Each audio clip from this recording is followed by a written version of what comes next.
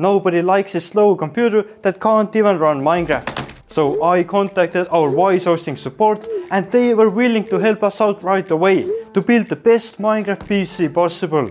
But best of all, one of you guys can win the Minecraft PC we are building today. So make sure to stick around until the end to win this beast.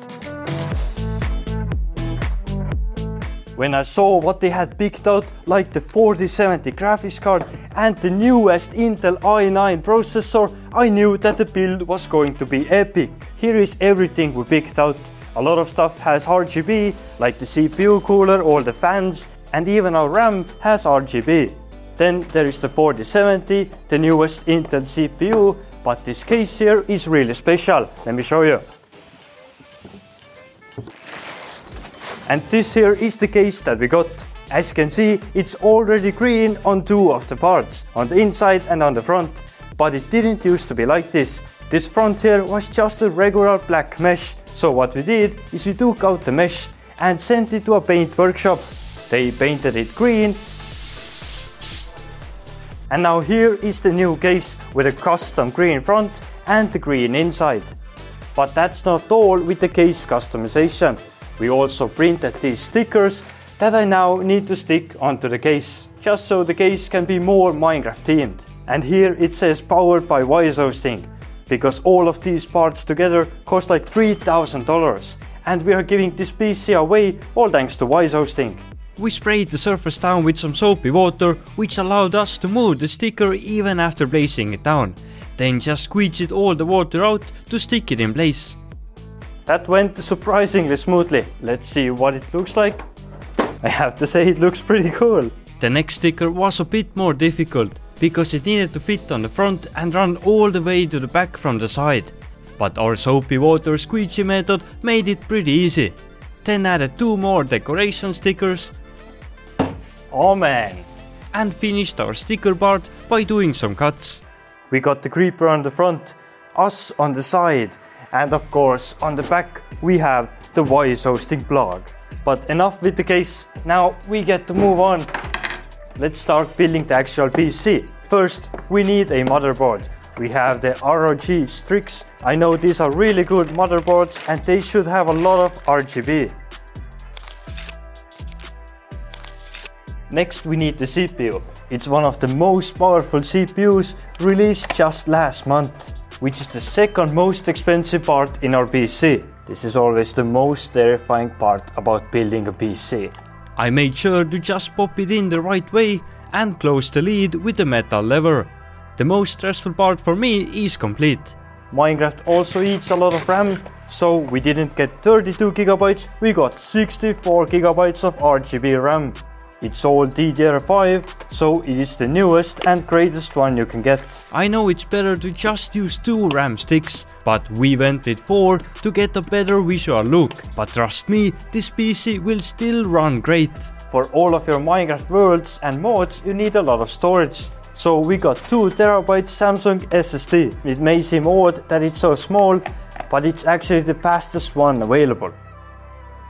There is a heat shield I needed to remove to install this M.2 SSD. And these newer motherboards make this installation so easy. Just twist the little screw at the end and it's done.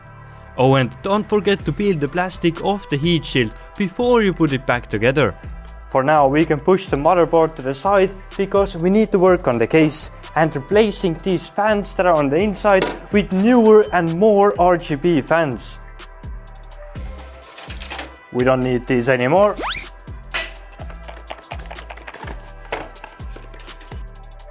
And for the front fans, we need to remove this front cover.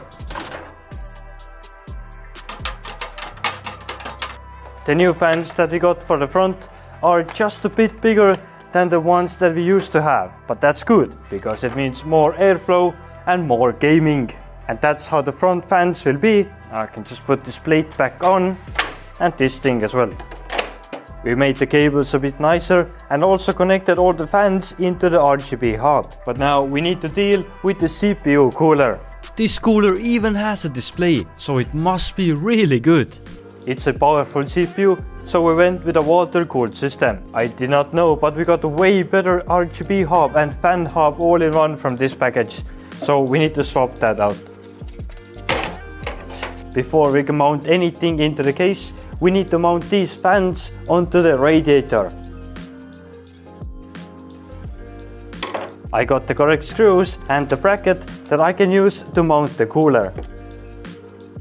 It's time to mount the motherboard into the case itself.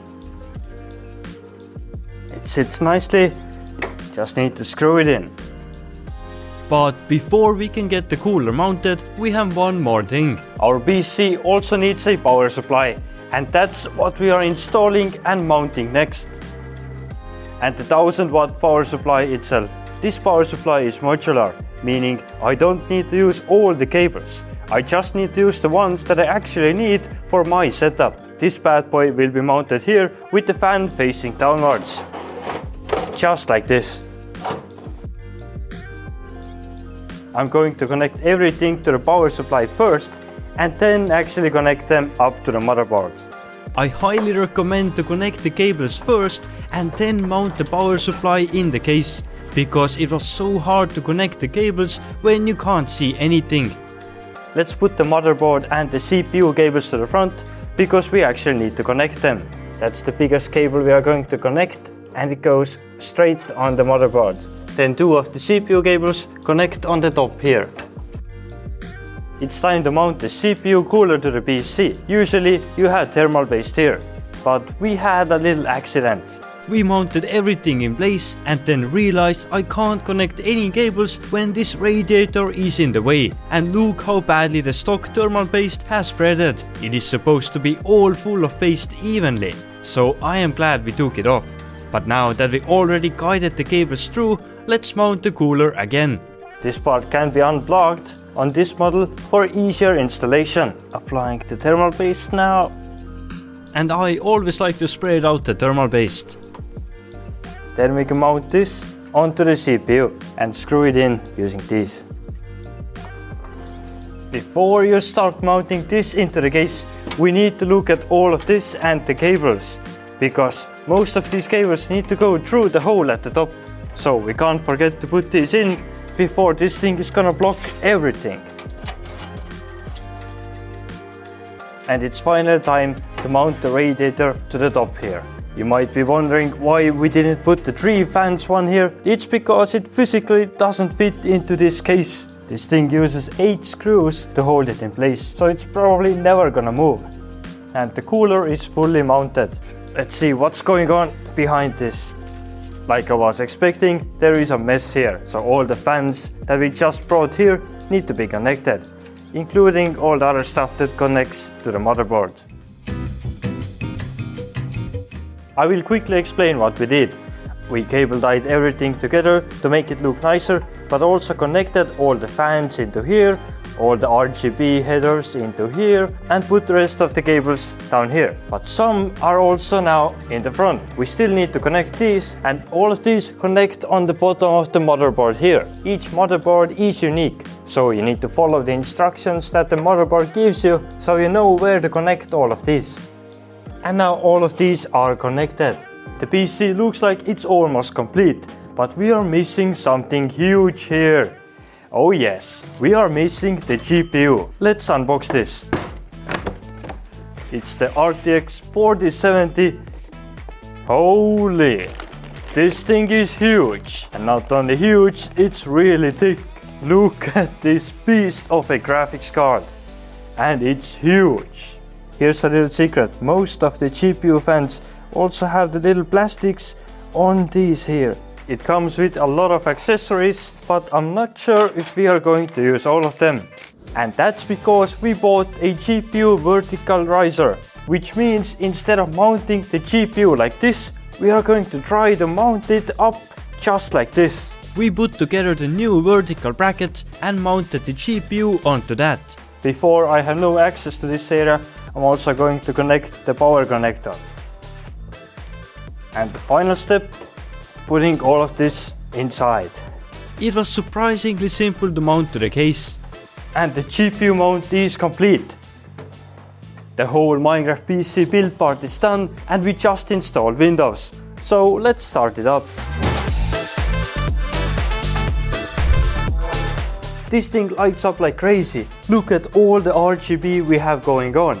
Now that you know this PC looks great, I'm sure you want to know how it performs in Minecraft. We have the average specs PC for comparison and the Chad Wise hosting PC. To be able to play together, we are using Wise hosting to host the server. It's really easy to set up and upload your worlds, and all I have to do is click start.